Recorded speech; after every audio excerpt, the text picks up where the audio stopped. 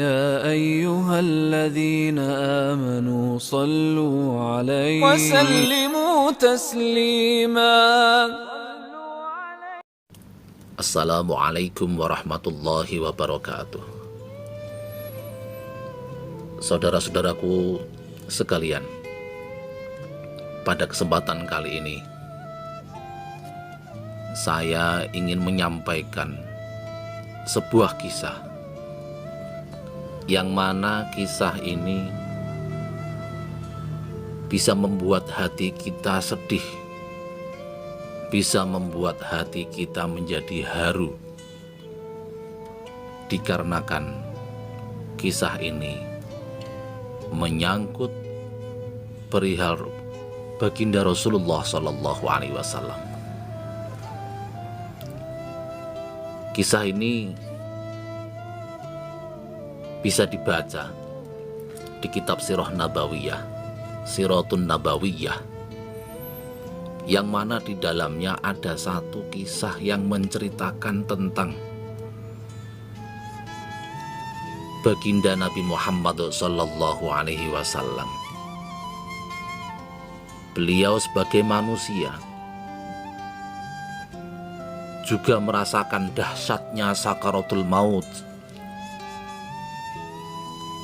Hati kita ketika membaca kisah tersebut bisa merasakan dahsyatnya, bisa merasakan tersayat-sayat hati kita membaca kisah detik-detik wafatnya baginda Rasulullah Shallallahu Alaihi Wasallam. Tidak cuma penduduk Madinah yang gempar, akan tetapi para malaikat dan alam semesta juga berduka menyaksikan wafatnya baginda Nabi Muhammad Sallallahu Alaihi Wasallam, yang mana beliau menjadi suri tauladan umat manusia ini. Rasulullah Sallallahu Alaihi Wasallam menghadap kepada Allah Subhanahu wa Ta'ala, yaitu pada hari Senin pagi pada tanggal 12 Rabiul Awal tahun 11 Hijriah, yang bertepatan pada tahun 633 Masehi. Beliau wafat pada usia 63 tahun lebih 4 hari. Adapun isyarat dekatnya ajal Rasulullah Shallallahu Alaihi Wasallam dimulai ketika beliau beriktikaf selama 20 hari pada bulan Ramadan tahun 10 Hijriah. Sebelum ajal menjemput beliau memang dalam keadaan sakit, sampai-sampai beliau tidak bisa mengimami sholat jamaah di masjid.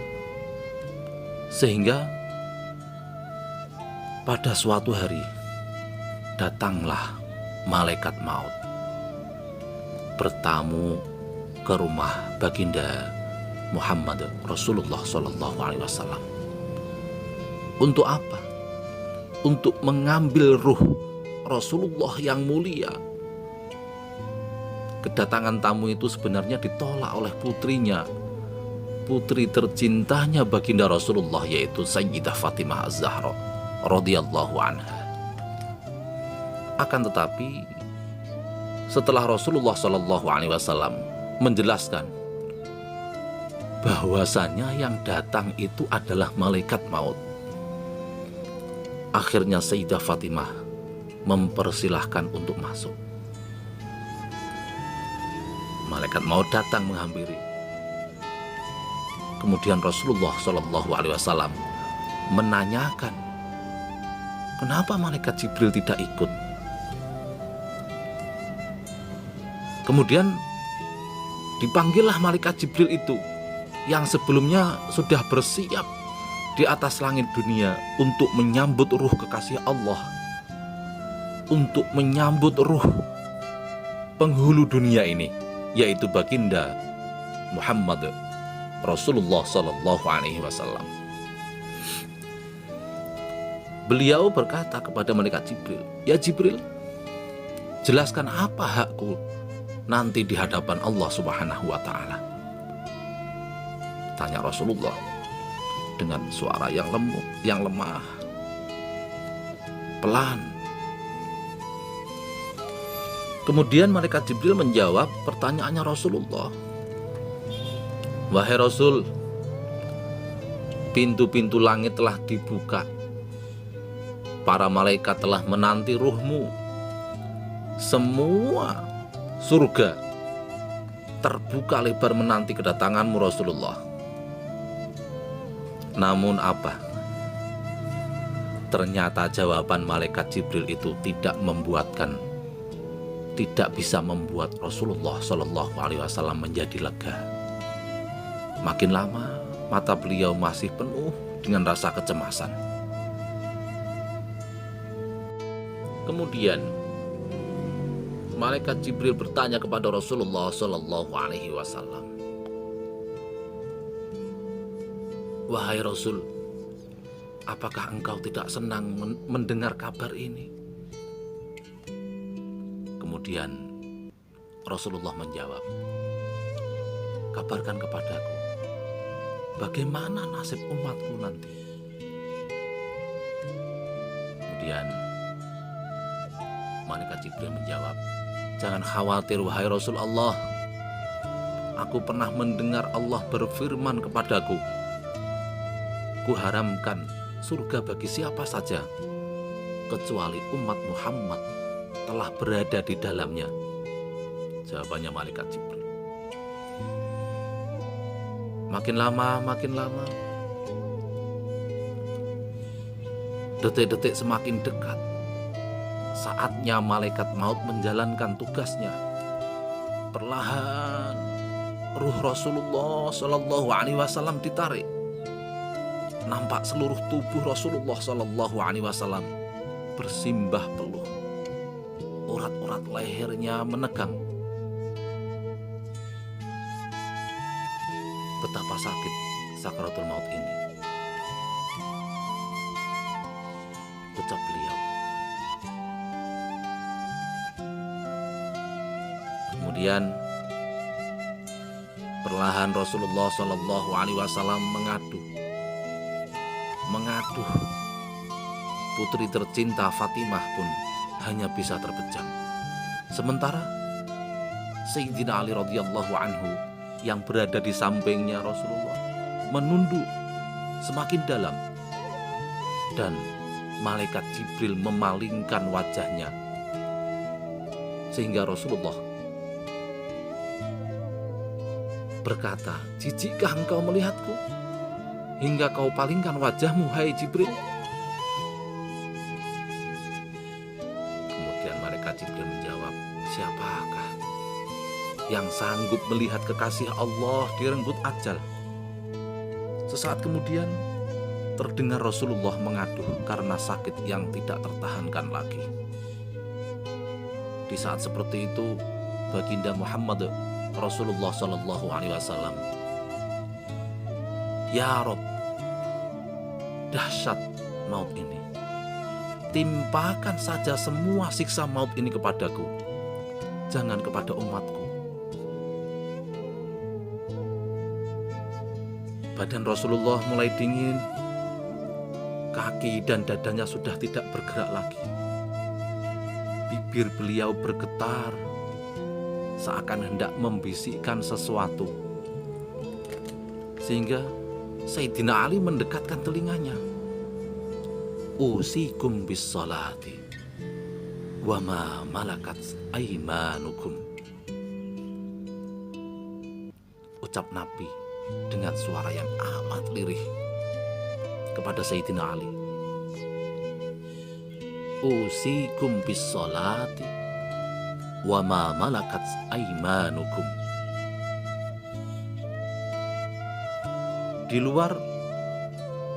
Di luar rumahnya baginda Rasulullah Shallallahu Alaihi Wasallam, tangis mulai terdengar bersahutan. Para sahabat saling berpelukan.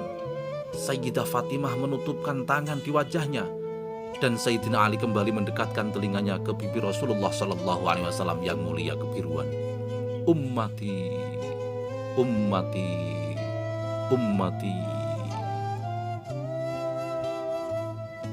Dan berakhirlah hidup manusia paling mulia, yaitu Rasulullah Sallallahu Alaihi Wasallam. Inna lillahi wa inna ilaihi raji'un. Kalimat kecintaan beliau terhadap umatnya, hingga beliau menginginkan semua siksa maut atau siksa sakaratul maut umatnya ditimpakan kepada beliau. Bukan hanya itu, ketika ajal sudah ditenggorokan, beliau masih memikirkan umatnya. Ummati, ummati, ummati. Saudara-saudaraku sekalian yang dirahmati oleh Allah Subhanahu wa Ta'ala, baginda Rasulullah Muhammad Sallallahu Alaihi Wasallam meninggalkan 2 wasiat.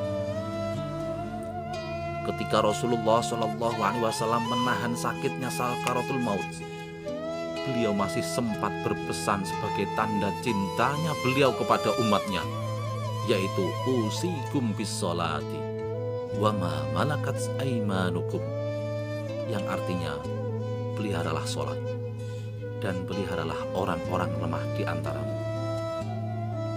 Hal ini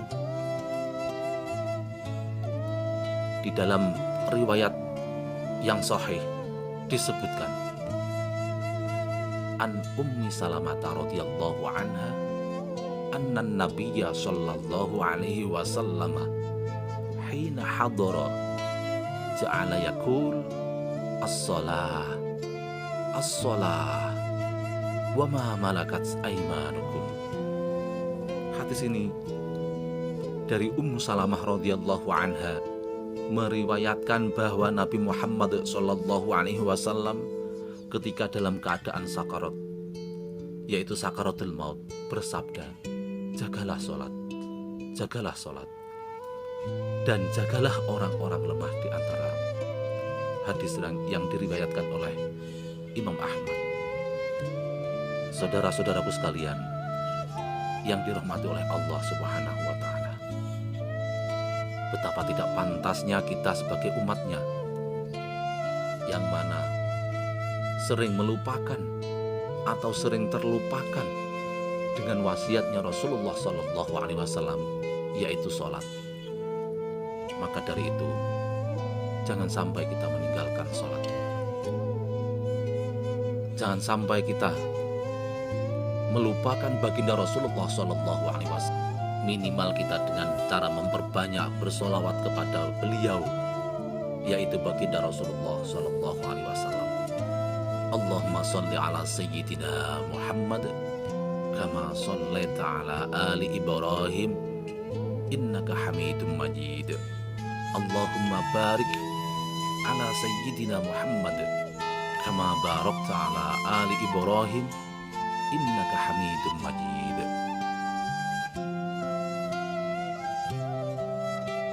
Wassalamualaikum warahmatullahi